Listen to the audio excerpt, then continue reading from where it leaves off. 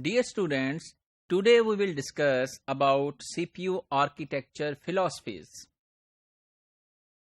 So in the previous module, we were discussing about machine instructions. Those were stored within the computer's RAM and those were fetched by the CPU. So for stored programs, CPU are designed to recognize those instructions. Those are called machine language. Those are written in the machine language. And each instruction or step is known as machine instruction. And then there are two philosophies which we will be discussing, that how to design those machine level instructions. So machine instructions are basically quite short. Once basic level is met, adding more machine level instructions does not adding anything new into the theoretical capability of computer. Rather, it is just a convenience that what you want to achieve. So then there were two type of architectures which were proposed and being used even today. So first of the CPU architecture philosophy is RISC. So RISC is reduced instruction set computer, and it should exclude minimal set of instructions.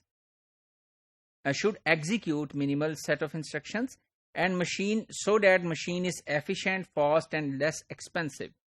So the people who designed this kind of RISC architectures, they said that there should be very limited instructions and those instructions should execute minimal set of instructions, and with this machine should be efficient and very easy to use. However, there is another philosophy that says we should have complex instruction set computers, and this complex instruction set computers, they argue that CPU should be able to execute large complex instructions even they are redundant, no matters, and the more complex CPU can cope with the ever increasing complexities of the real applications. So if we compare both CISC and RISC architectures, in 1900 and even in millennium, both architectures were competing to take place for desktop computers.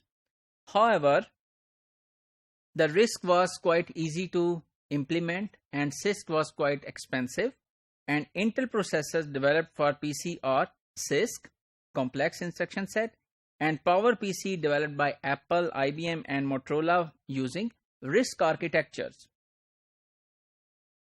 However, with the passage of time, the cost to build CISC architecture computers reduced, and Intel processors are being used virtually in PCs, in laptops, and even Apple is using Intel at the back end today.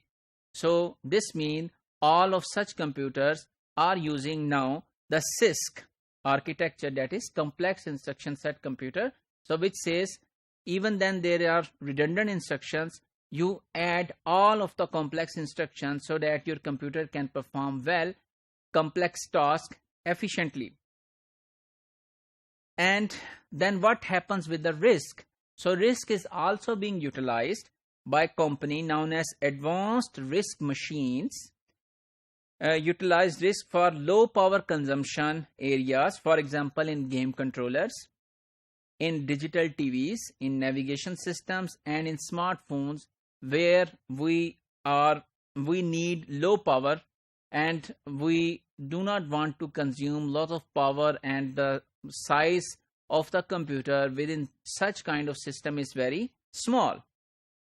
So if we summarize today's module, we have learned CPU architecture philosophies, and there is CISC and RISC, complex instruction set computers and reduced instruction set computers, and we have learned why they were developed and what is being used for what purpose nowadays.